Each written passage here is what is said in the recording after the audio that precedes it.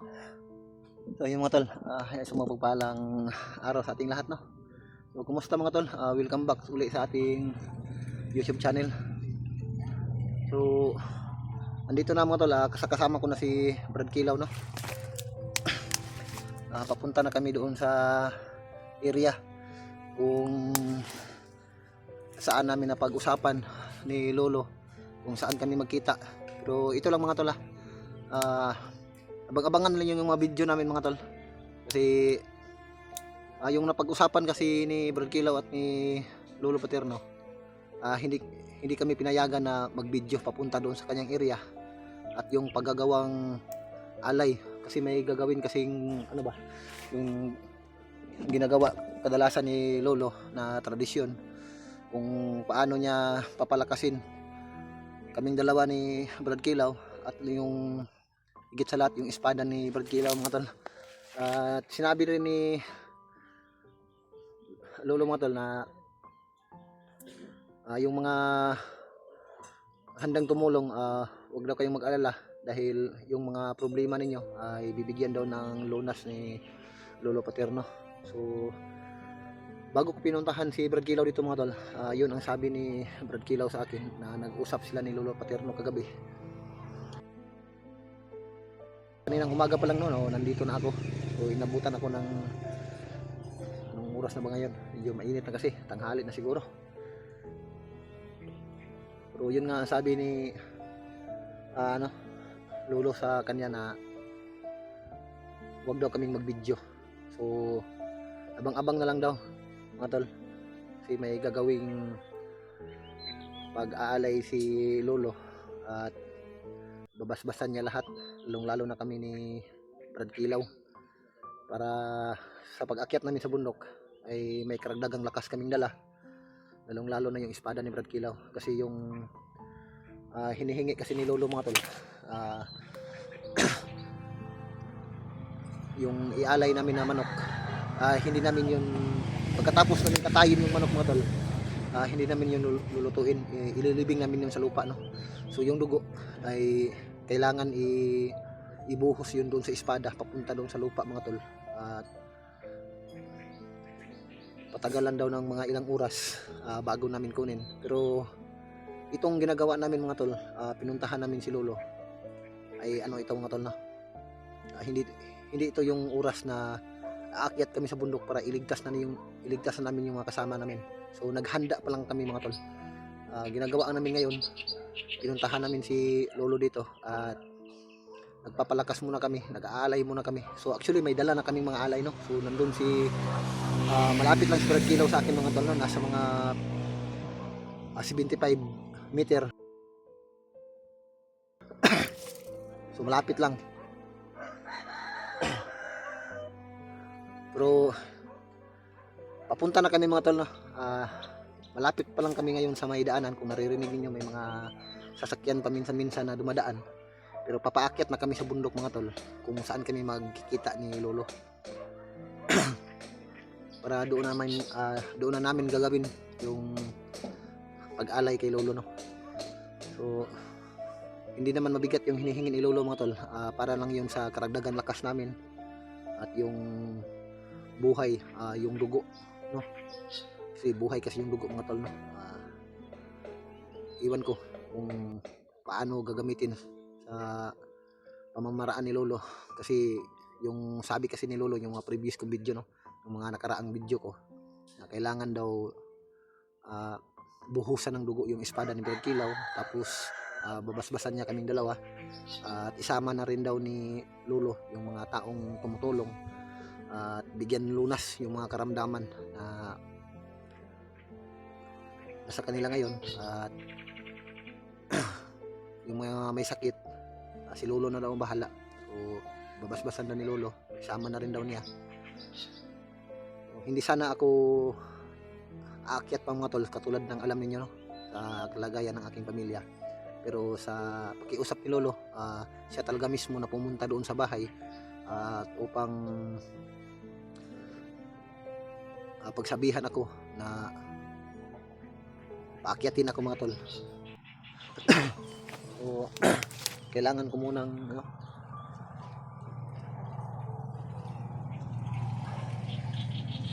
yung sadya ni Lolo. Hindi ko pa siya nakikita mga tol, yung mga sinasabi lang, yung mga busis niya lang yung narinig ko. Pero baka sa araw na ito, baka ito na yung time na magkikita kami, dahil babasbasan niya kaming dalawa, at para sa karagdagang lakas din namin mga tol. So pagkatapos ito mga tol, akyat na kami ni Dilaw doon sa lugar na pinag-usapan namin ni Lolo kung saan kami magkikita. So yung manok mga tol at yung iba pang dapat naming ialay ay nandoon na sa malapit kay Brad Kilaw. Tinabi muna namin, tinago namin doon sa may ilalim ng puno. Hindi masyado mainitan kasi baka mamatay yung manok sa sobrang init. Pati ako nga mga tol, basang-basa na ako sa pawis na sa sobrang tirik ng araw ngayon. So sana sa gagawing pag-alay namin ngayon, sana hindi kami abutan ng gabi para maka-uwi kami kaagad. At hindi ko lang muna sasabihin mga tol.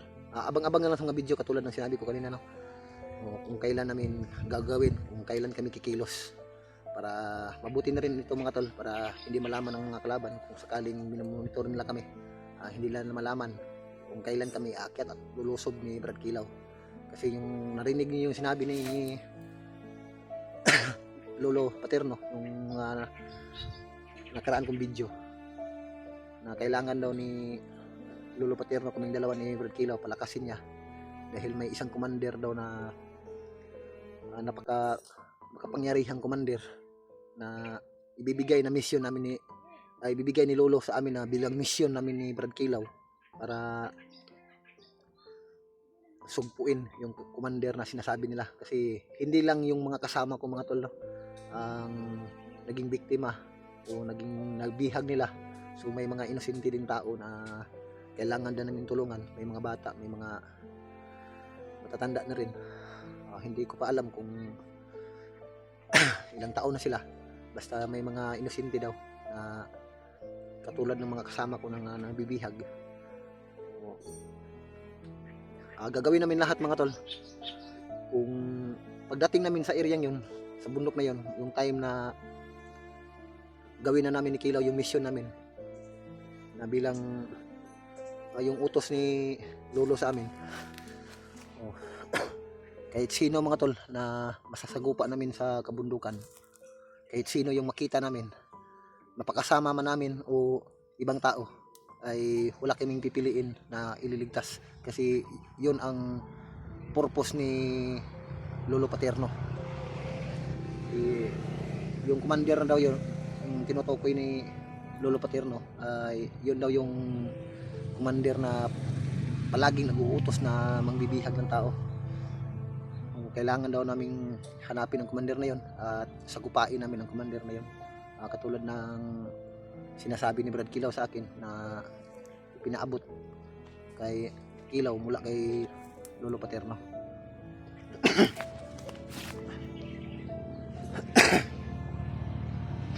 So bumili kami mga tol. Salamat nga pala sa nag-abot ng pangalay, no? Nakabili kami ng 3 manok at may tabako pa ni Lolo, may mga pagkain din ni Lolo.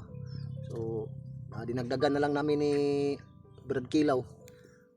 Nag-ambag-ambag na lang kami ni Brad Kilaw kasi yung nalikom kasi namin ni Brad Kilaw na pera ay kinukulang talaga mga tol, no? Kaya nag-ambag kami ni Brad Kilaw mga tol. Binigyan din ako ni Brad Kilaw ng 500 at may 500 din sa akin.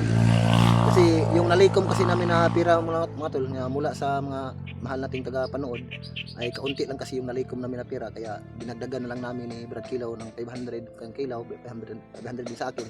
So dinagdagan namin ng 1,000. Binili namin ng bigas at mga prutas para ibigay din namin kay Lolo. Kasi yung nabili kasi namin mga tol na nalikom namin ay kasya lang talaga pambili ng manok at saka yung ibang pagkain nila. So, mga tol, andito na si Brad Kilaw mga tol. Kasama ko na si Brad Kilaw. So yung plano natin, Brad, kailangan natin madala kaagad itong alay natin. Magkaabutan tayo ng ulan, oh. Kasi kanina sobrang tirik ng ano ba? Araw. Ngayon, biglang nawala yung araw, baka abutan tayo ng ulan. May langit pa. Medyo malayo pa kasi yung ano mga tol, lalakarin namin ni Brad Kilaw. Pero yung binigay na location ni Lolo Brad, alam mo ba yung Brad? Wala po yun. Sinabi ni Lolo na Abutan pa kami ng 2 oras mga tol bago kami makarating doon. So baka mamatay itong manok na dala namin ba. Medyo malayo-layo na kasi yung nilakad namin, no. So after nito, tulad na sinabi ko kanina, pag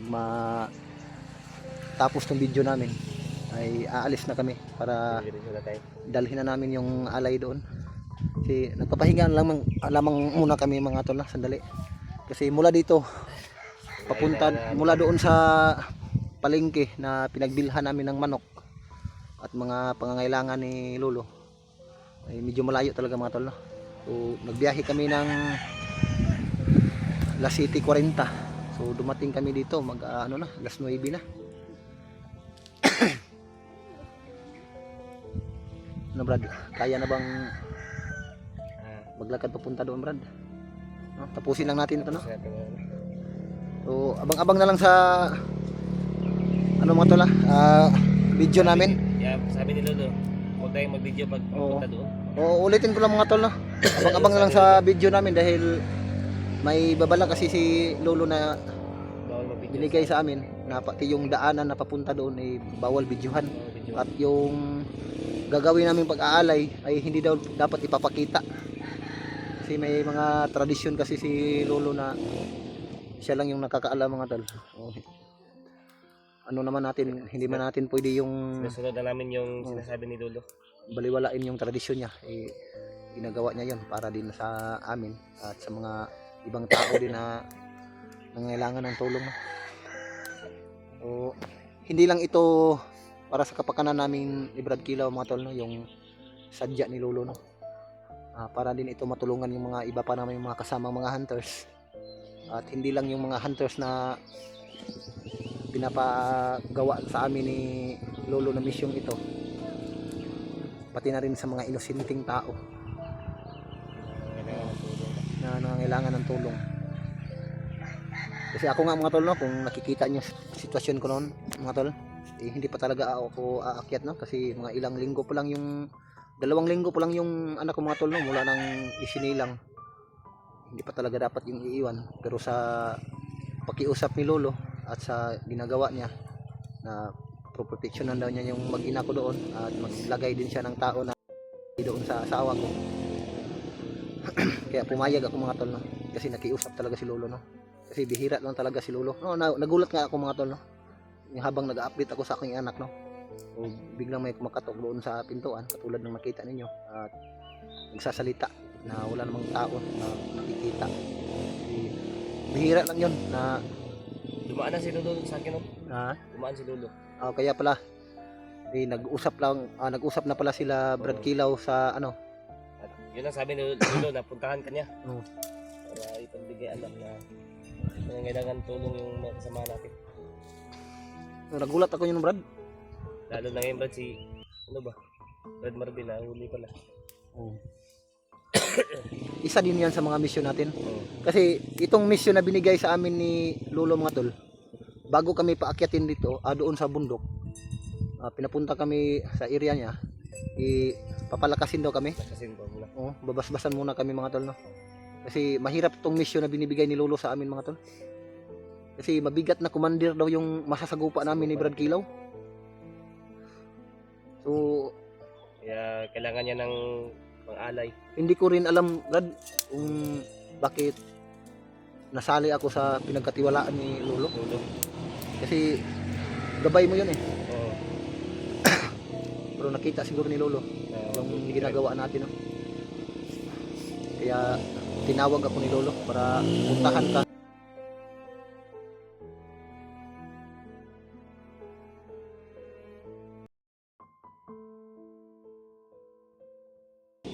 Dahan tayo doon mo, Brad. Medyo mainit mo dito.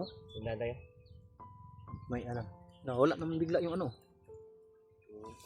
Yung araw.